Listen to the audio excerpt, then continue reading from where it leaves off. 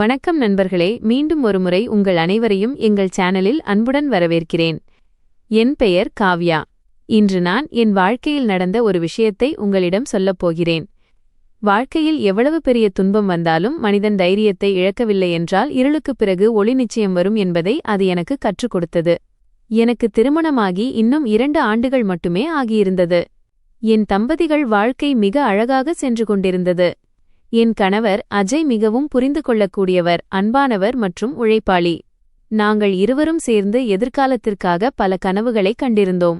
ஆனால் சில சமயங்களில் வாழ்க்கை நமது கனவுகளை விட வேறுபட்ட முடிவை எடுத்துவிடுகிறது. திருமணமாகி 2 ஆண்டுகளுக்குப் பிறகு அஜய் திடீரென்று ஒரு கடுமையான நோயால் பாதிக்கப்பட்டார். ஆரம்பத்தில் சிகிச்சையின் மூலம் அவர் விரைவில் குணமடைந்து விடுவார் என்று நாங்கள் நினைத்தோம். ஆனால் நாட்கள் செல்லச் செல்ல அவருடைய உடல்நிலை மோசமடைந்தது. மருத்துவர்களின் அனைத்து முயற்சிகளையும் மீறி ஒருநாள் அஜய் இந்த உலகத்திற்கு விடை கொடுத்துச் சென்றார். அந்த வினாடியில் என் முழு உலகமும் அப்படியே நின்று போனது போல் இருந்தது. எந்த வீட்டில் சற்று முன்பு சிரிப்பொலி கேட்டுக்கொண்டிருந்ததோ அதே வீட்டில் இப்போது அமைதியும் துக்கமும் கவிழ்ந்திருந்தது. நான் சில வருடங்களிலேயே வாழ்க்கைத் கணவனின் மறைவிற்குப் பிறகு எனக்கு ஏற்பட்ட மிகப்பெரிய சோகம் எனது சொந்தத் துயரத்தால் அல்ல, மாறாக மக்களின் மாறிய நடத்தையினால்தான். அஜய் உயிரோடு இருந்தபோது என்னிடம் சிரித்து பேசியவர்களே இப்போது என்னை பார்த்ததும் தாழ்ந்த குரலில் பேசினார்கள். சிலரோ என்னை அபாகிய என்றும் எனது கால் தடங்களே சரியில்லை என்றும் கூறினார்கள். உள்ளுக்குள் நான் உடைந்தாலும் யாரிடமும் எதுவும் சொல்லவில்லை. என் மாமியார் வீட்டார் கூட என்னிடமிருந்து மெல்ல விலகிக் கொண்டனர். ஒரு நாள் என்னை என் பிறந்தகத்திற்குச் சென்று வாழுமாறு தெளிவாக கூறிவிட்டனர். கண்ணீருடன் பிறந்த வீட்டிற்குத் திரும்பினேன். என் பெற்றோர் என்னை அன்போடு ஏற்றுக்கொண்டாலும் என் மனதில் ஒரு எண்ணம் மட்டுமே ஓடிக்கொண்டிருந்தது. நான் என் வாழ்க்கை முழுவதும் மற்றவர்களை நம்பி எப்படி வாழ்வது? நான் என் வாழ்க்கையை மீண்டும் கட்டமைக்க முடிவு செய்தேன். பல இடங்களில் வேலை தேடினேன். பல இடங்களில் என் கடந்த காலம் பற்றி கேள்விகள் கேட்கப்பட்டன. சில இடங்களில் என் சூழ்நிலையை கேட்டு வேலை தர மறுத்துவிட்டனர். ஆனால் நான் தைரியம் கைவிடவில்லை. இறுதியில் ஒரு பெரிய நகரத்தின் மாலில் எனக்கு வேலை கிடைத்தது. வேலை சிறியதாக இருக்கலாம், ஆனால் அது என் புதிய வாழ்க்கையின் முதல் படியாக இருந்தது. முதல் நாள் வேலைக்குச் செல்லும்போது மிகவும் பயமாக இருந்தது. மாலுக்குச் செல்லும் வழியில் என் மனதில் பல எண்ணங்கள் ஓடிக்கொண்டிருந்தன. அங்கு எங்கள் துறையின் மேலாளர் சமர்த்தை சந்தித்தேன். சமர்த்தை என்னை விட சில ஆண்டுகள் மூத்தவர். அவருடைய ஆளுமை மிகவும் அமைதியானதாகவும் நாகரீகமானதாகவும் இருந்தது. அவர் என்னிடம் மிகவும் மரியாதையுடன், காவ்யா, பயப்படத் தேவையில்லை, உங்களுக்கு வழங்கப்படும் வேலையை நான் விளக்குகிறேன் என்றார். அவர் எனக்கு அனைத்து வேலைகளையும் விளக்கினார். அன்று முதல் நான் முழு அர்ப்பணிப்புடன் வேலை செய்யத் தொடங்கினேன். நான் நேரம் தவறாமல் வருவேன், நேர்மையாக வேலை செய்வேன், எந்த புகாருக்கும் இடமளிக்க மாட்டேன். சமர்த்தும் என் கடின உழைப்பை நெருக்கமாக கவனித்தார். என் கண்களில் மறைந்திருக்கும் சோகம் அவருக்கு தெரிந்தது. ஆனால் அவர் ஒருபோதும் என் தனிப்பட்ட வாழ்க்கை பற்றி கேள்வி எழுப்பியது இல்லை. இந்த விஷயம் எனக்கு மிகவும் பிடித்திருந்தது. காலம் செல்லச் செல்ல என் வாழ்க்கை மீண்டும் சாதாரணமாக திரும்புவது போல் எனக்கு தோன்ற ஆரம்பித்தது. ஆனா என் கடந்த கால காயங்கள் இன்னும் என் மனசுலதான் இருந்தது. ஒரு நாள் அது மழை பெய்கிற மாலை நேரம். திடீர்னு வானத்துல கார்மேகம் சூழ்ந்து கொஞ்ச நேரத்திலேயே பலத்த மழை பெய்ய ஆரம்பிச்சுது. மால் மூட வேண்டிய நேரம் வந்ததால எல்லா ஊழியர்களும் அவங்க வீட்டுக்கு கிளம்பி போயிட்டாங்க. ஆனா மழை ரொம்ப பலமா இருந்ததால வெளியில போறது கஷ்டமா இருந்தது. கொஞ்ச நேரத்துக்குப் பிறகு அந்த முழு பகுதியிலும் நானும் சமர்த்தும் மட்டும்தான் மிச்சம் இருந்தோம். வெளியில இடி இடிச்சது, ரோடுகள்ல தண்ணீர் தேங்கி நின்னது. சமர்த் கேண்டீன்ல இருந்து 2 கப் சூடான தேநீர் ஆஃப் டீ கொண்டு வந்தார். ஒரு கப்பை முன்னாடி வச்சுட்டு சொன்னார், காவ்யா, டீ குடிங்க, ஒருவேளை கொஞ்சம் குளிர் குறையும். நான் டீ கப்பை என் கையில எடுத்தேன். சில கணங்களுக்கு நாங்க 2 பேரும் அமைதியா இருந்தோம். அப்புறம் சமர்த் ரொம்ப பணிவா கேட்டார், உங்களுக்கு தப்பா தோணலைன்னா ஒரு விஷயம் கேட்கலாமா? நான் சொன்னேன், ஆளுங்க, கேளுங்க. அவர் சொன்னார், நீங்க எப்பவும் ரொம்ப சீரியஸா இருக்கீங்க. உங்க கண்கள்ல ஏதோ ஒரு ஆழமான சோகம் மறைஞ்சிருக்குது மாதிரி தெரியுது. உங்களுக்கு சொல்ல விருப்பம் இருந்தா என்கிட்ட சொல்லலாம். அவரோட கேள்வியை கேட்டதும் என் கண்கள்ல கண்ணீர் வந்துருச்சு.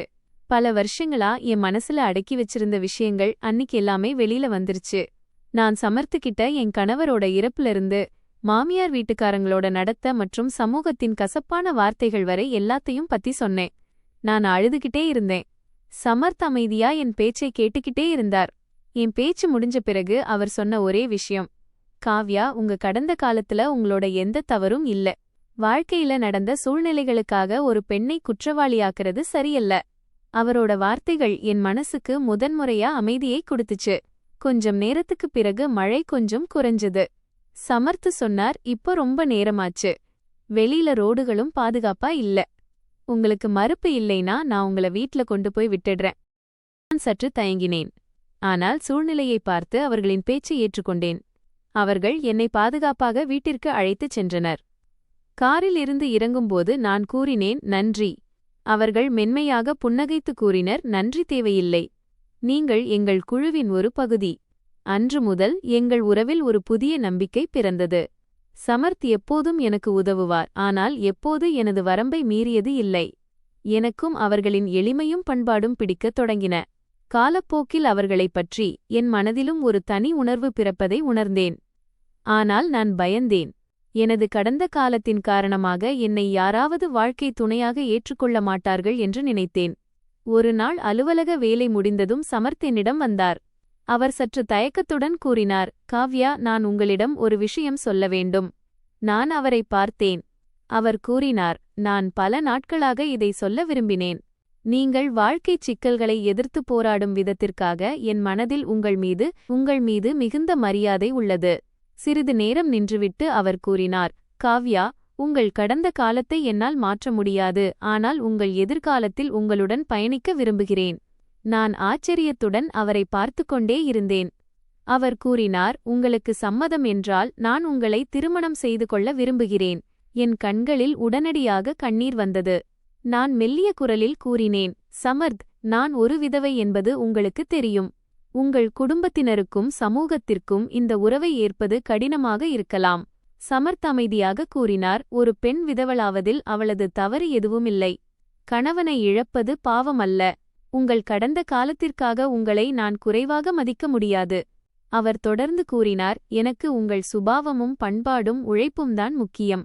சமூகம் என்ன சொல்லும் என்பதற்காக சரியான முடிவிலிருந்து பின்வாங்க மாட்டேன். அவரது வார்த்தைகளைக் கேட்டு நான் நன்றாக அழுதேன். என்னை என் கடந்த காலத்தைக் கொண்டு அல்ல, என் ஆளுமையை வைத்து அடையாளப்படுத்தும் ஒருவரை முதல் முறையாக உணர்ந்தேன். அவர் தன் பெற்றோரிடம் எல்லா விஷயத்தையும் கூறினார். ஆரம்பத்தில் அவர்கள் சற்று ஆச்சரியமடைந்தனர். அவரது தாய், மகன், சமூகம் என்ன சொல்லும் என்றார். சமர்த் அமைதியாக பதிலளித்தார், மா, சமூகம் சில நாட்கள் பேசும். ஆனால் வாழ்க்கை காவ்யாதான் வாழ வேண்டும். சமூகத்தின் பயத்தால் ஒரு நல்ல மனிதரை நாம் இழந்துவிட்டால் அது சரியாக இருக்காது. சமர்த்தின் தந்தையும் காவ்யாவை கவனமாக பார்த்துவிட்டு, நீங்கள் இருவரும் ஒருவரையொருவர் புரிந்து கொண்டு இந்த முடிவை எடுத்திருந்தால் எங்களுக்கு எந்த குறையும் இல்லை என்றார். சமர்த்தின் தாய் என்னிடம் வந்து என் தலையில் அன்பாக கை வைத்து, மகளே, இன்று முதல் நீ என் மருமகள் மட்டுமல்ல, என் மகளும் கூட என்றார். அந்த வார்த்தைகளைக் கேட்டதும் என் கண்களில் கண்ணீர் பெருகியது. ஆனால் இந்த முறை அந்த கண்ணீர் துன்பத்தால் அல்ல, மகிழ்ச்சியால் வந்தது. சிறிது காலத்திற்குப் பிறகு குடும்பத்தினரின் சம்மதத்துடன் ஒரு எளிய மற்றும் புனிதமான விழாவில் எங்கள் திருமணம் நடைபெற்றது. நான் திருமண உடைகளை அணிந்தபோது என் வாழ்க்கையின் பழைய இருள் எனக்கு நினைவுக்கு வந்தது. ஒரு காலத்தில் என் வாழ்க்கையில் இனி எப்போதுமே மகிழ்ச்சி வராது என்று நான் நினைத்திருந்தேன். ஆனால் வாழ்க்கை எந்த ஒரு துயரத்துடனும் நின்றுவிடுவதில்லை என்பதை இன்று நான் புரிந்து கொண்டேன். காலம் மாறுന്നു. சூழ்நிலைகள் மாறுகின்றன. சில சமயங்களில் ஒரு நல்ல மனிதர் நமது வாழ்வில் வந்து நம்மீது நமக்கு மீண்டும் நம்பிக்கை வைக்க கற்றுக் கொடுக்கிறார். எனக்கு சமர்த் வெறும் வாழ்க்கை துணை மட்டும் ஆகிவிடவில்லை. அவர்கள் எனது மரியாதை, சுயமரியாதை மற்றும் ஒரு புதிய தொடக்கத்தின் தோழனாக மாறினார்கள். நண்பர்களே, எனது இந்த கதையின் நோக்கம் ஒரு திருமணத்தைப் பற்றி பேசுவது மட்டுமல்ல. இந்த கதையே ஒரு சிந்தனைதான். கைம்பெண்ணாக மாறுவது எந்த பாவமும் அல்ல. கணவனை இழப்பது எந்த பெண்ணின் குற்றமும் அல்ல. கணவனின் மறைவோடு எந்த பெண்ணின் வாழ்க்கையும் முடிந்துவிடுவதில்லை. ஒரு ஆணுக்கு வாழ்க்கையில் இரண்டாவது வாய்ப்பு பெற உரிமை இருப்பது போலவே, ஒரு பெண்ணுக்கும் மீண்டும் மகிழ்ச்சியாக இருக்கவும், அன்பைப் பெறவும், தனது வாழ்க்கையை மீண்டும் அமைத்துக் கொள்ளவும் முழுமையான உரிமை உண்டு. சமூகமாக நாம் எந்த பெண்ணையும் அவளது கடந்த காலத்தைக் கொண்டு மதிப்பிடாமல் அவளது குணத்தையும் பண்புகளையும் கொண்டு அடையாளம் காண வேண்டும். நண்பர்களே, இப்போது உங்கள் கைகளை நெஞ்சில் வைத்துச் சொல்லுங்கள். சமூகத்தின் பழைய கருத்துக்களைப் பற்றி கவலைப்படாமல் காவ்யாவை திருமணம் செய்ய வேண்டும் என்ற சமர்த்தின் முடிவு சரியா அல்லது தவறா? உங்கள் மதிப்புமிக்க கருத்தை கீழே உள்ள கமெண்ட் பாக்ஸில் தவறாமல் தெரிவியுங்கள். இந்த உணர்ச்சிபூர்வமான மற்றும் சிந்திக்க வைக்கும் கதை உங்களுக்கு பிடித்திருந்தால் வீடியோவை லைக் செய்யுங்கள். உங்கள் நண்பர்கள் மற்றும் குடும்பத்தினருடன் பகிர்க. மேலும் எங்கள் சேனலை சப்ஸ்கிரைப் செய்ய மறக்காதீர்கள். இது போன்ற ஒரு புதிய உணர்ச்சிபூர்வமான மற்றும் சமூகத்தை சிந்திக்கத் தூண்டும் கதையுடன் மீண்டும் சந்திப்போம். அதுவரை மகிழ்ச்சியாக இருங்கள், ஆரோக்கியமாக இருங்கள் மற்றும் ஒவ்வொரு மனிதரையும் மதியுங்கள். நன்றி நண்பர்களே.